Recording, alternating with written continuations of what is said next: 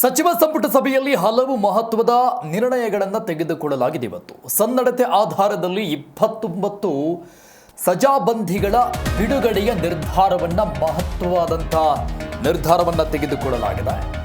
ಅವಧಿ ಪೂರ್ವ ಬಿಡುಗಡೆಗೆ ಸಂಪುಟ ಅನುಮೋದನೆಯನ್ನ ಕೊಟ್ಟಿದೆ. 29 ಜನ ಸಜಾಬಂದಿಗಳ ಬಿಡುಗಡೆಗೆ ಸಂಪುಟ ಓಕೆ ಅಂದರೆ ಅವಧಿ ಪೂರ್ವವಾಗಿ ಬಿಡುಗಡೆಗೆ ಸಂಪುಟ ಅನುಮೋದನೆಯನ್ನು ಕೊಟ್ಟಿರೋದು ಸನ್ನಡತೆ ಆಧಾರದ.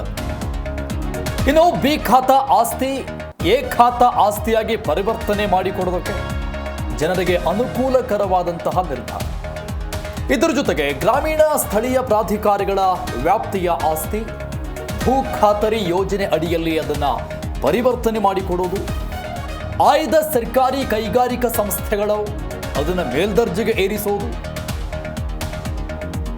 2892 ಕೋಟಿ ರೂಪಾಯಿ ಅಂದಾಜು ಮೊತ್ತದಲ್ಲಿ ಅದನ್ನು ಮೇಲ್ದರ್ಜೆಗೆ ಏರಿಸೋದು, 50 ವಿದ್ಯಾರ್ಥಿ ನಿಲಯದ ಕಟ್ಟಡಕ್ಕೆ 250 ಕೋಟಿ ರೂಪಾಯಿ ಬಿಡುಗಡೆ, ಈ ರೀತಿಯಾದಂಥ ಹಲವು ನಿರ್ಣಯಗಳನ್ನು ಇವತ್ತಿನ ಸಚಿವ ಸಂಪುಟ ಸಭೆಯಲ್ಲಿ ತೆಗೆದುಕೊಳ್ಳಲಾಗಿದೆ.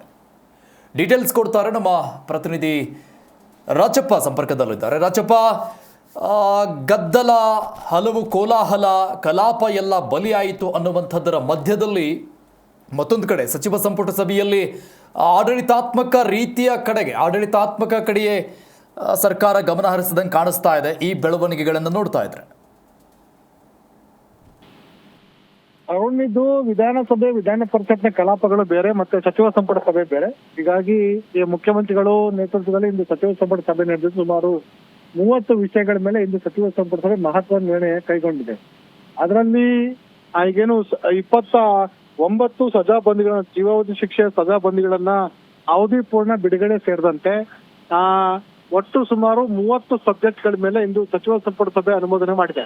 ಅದರಲ್ಲಿ 29 ಸಜಾಬಂದಿಗಳ ಕೈದಿಗಳ ಬಿಡುಗಡೆನಲ್ಲಿ ಒಟ್ಟು 52 ಜನ 45 ಜನ ಪೈಕಿ 28 ಜನ ಜೀವಾವಧಿ ಶಿಕ್ಷೆಗಳನ್ನ ಸನ್ನಡತೆ ಆಧಾರದ ಮೇಲೆ ಬಿಡುಗಡೆ ಮಾಡ್ಲಿಕ್ಕೆ ಸಚಿವ ಸಂಪುಟ ಸಭೆ ಅನುಮೋದನೆ ಕೈಗೊಂಡಿದೆ. ವಿಶೇಷ ಅಂತಂದ್ರೆ ಇದು ನೀವು ಈ ಒಂದು ಪ್ರಕರಣವನ್ನ ಈ ಒಂದು ಸಜಾಬಂದಿಗಳು ಬಿಡುಗಡೆ ಮಾಡುವಂತದ್ದು ಕೇವಲ ಆಗಸ್ಟ್ 15 ಇರ್ಬೋದು ಅಥವಾ ರಿಪಬ್ಲಿಕ್ ಡೇ ಆಫ್ ಇಂಡಿಯಾ, ಆ ಎರಡು ಸಂದರ್ಭದಲ್ಲಿ ಮಾತ್ರ ವಿಶೇಷ ಪ್ರಕರಣಗಳನ್ನ ಮಾಡ್ತಾರೆ. ಇದನ್ನ ಆಗಸ್ಟ್ 15ರಂದು ಮಾಡಬೇಕಾದ ಪ್ರಕರಣವನ್ನ ತಡವಾಗಿ ಮಾಡಿದ್ದಾರೆ. ಹಾಗಾಗಿ ಈ 29 ಕೈದಿಗಳು ಸುಮಾರು 8 ವರ್ಷ, 10 ವರ್ಷ, 12 ವರ್ಷಗಳ ಕಾಲ ಜೀವಾವಧಿ ಶಿಕ್ಷೆ ಗುರಿಯಾಗಿದ್ದು, ಹಾಗಾಗಿ ಬಹುತೇಕ ಕೆಲವರು ತಮ್ಮ ಒಂದು ಜೀವಮಾನದ ವಯೋ ಅವಧಿಯನ್ನ ಈ ಒಂದು ಅವಧಿಯಲ್ಲಿ ಕಳೆದಿರ್ತಾರೆ. ಹಾಗಾಗಿ ಬಹುತೇಕ ಈ 29 ಕೈದಿಗಳನ್ನ ಇಂಡಲಗ ಜೈಲು ಇರ್ಬೋದು ಮತ್ತು ಬೆಂಗಳೂರು ಪರಪಾರ ಜೈಲು ಮತ್ತು ಬೇರೆ ಬೇರೆ ರಾಜ್ಯದ ಇತರ ಜೈಲುಗಳಲ್ಲಿ ಬಹುತೇಕ ಸನ್ನಡತೆ ಆಧಾರ ಕೈದಿಗಳನ್ನ ಈ ಒಂದು ಅವಧಿ ಪೂರ್ಣ ಬಿಡುಗಡೆಗೆ ಸಚಿವ ಸಂಪುಟ ಸಭೆ ಅನುಮೋದನೆ ಕೊಟ್ಟಿದೆ.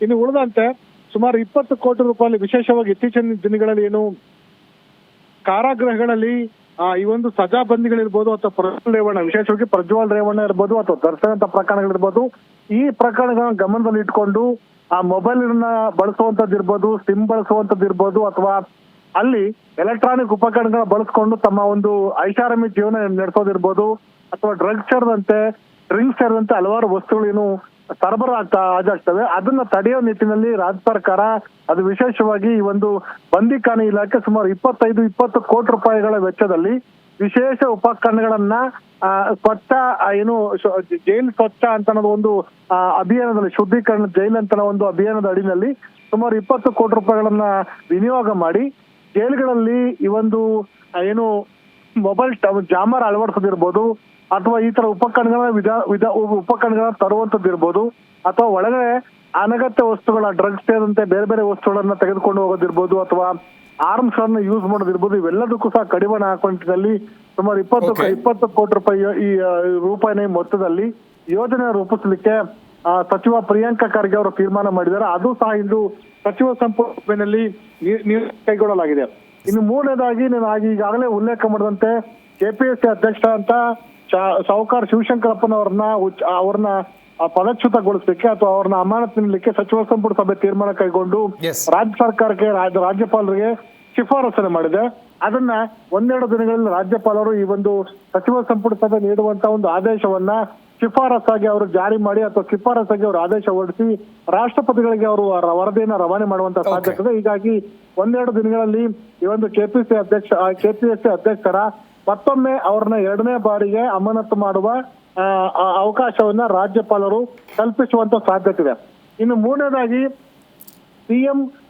ಪಿಎಂ ಯೋಜನೆ ಅಡಿ ಕೇಂದ್ರ ಸರ್ಕಾರ ಐಟಿಐಗಳನ್ನ ಅಭಿವೃದ್ಧಿಪಡಿಸಲಿಕ್ಕೋಸ್ಕರ ಸುಮಾರು ಕೇಂದ್ರ ಸರ್ಕಾರದ ವಿಶೇಷ ಯೋಜನೆ ಅಡಿ ಸುಮಾರು 2,800 ಕೋಟಿ ರೂಪಾಯಿಗಳನ್ನ ಈ ಒಂದು ವಿಶೇಷ ಯೋಜನೆಗೆ ರಾಜ್ಯ ಸರ್ಕಾರ ಈ ಒಂದು ರಾಜ್ಯ ಮತ್ತು ಕೇಂದ್ರ ಸರ್ಕಾರ ಬಿಡುಗಡೆ ಮಾಡ್ತಾ ಇದೆ. ಆ ಒಂದು ಯೋಜನೆಯಲ್ಲಿ ಸುಮಾರು ರಾಜ್ಯದ ಪಿಎಂ ಸೇತು ಯೋಜನೆಯಲ್ಲಿ ಸುಮಾರು 2,890 ಕೋಟಿ ರೂಪಾಯಿನಲ್ಲಿ ಐಟಿಐ ಸಂಸ್ಥೆಗಳನ್ನ 2 ಹಬ್ ಮತ್ತು 2 ಸ್ಪೋಕ್ ಅಂತ ಒಂದು ಯೋಜನೆ ಅಡಿ ರಾಜ್ಯದಲ್ಲಿರುವಂತಹ ಮಹತ್ವದ ಐಟಿಐ ಕಾಲೇಜುಗಳನ್ನ ಅಭಿವೃದ್ಧಿಪಡಿಸಿ ವಿದ್ಯಾರ್ಥಿಗಳಿಗೆ ಸ್ಕಿಲ್ ಡೆವಲಪ್ಮೆಂಟ್ ಮಾಡುವ ಮೂಲಕ ಅವರು ಉದ್ಯೋಗವನ್ನ ಸೃಷ್ಟಿ ಮಾಡ್ಕೊಳ್ಳಿಕ್ಕೆ, ಉದ್ಯೋಗ ಪಡೀಲಿಕ್ಕೆ ಅನುಕೂಲ ಕಲ್ಪಿಸುವಂತಹ ಮಹತ್ತರ 2,890 ಕೋಟಿ ರೂಪಾಯಿ ಯೋಜನೆಯನ್ನ ರಾಜ್ಯ ಸರ್ಕಾರ ಇಂದು ಸಚಿವ ಸಂಪುಟದಲ್ಲಿ ಅನುಮೋದನೆ ಕೊಟ್ಟಿದೆ.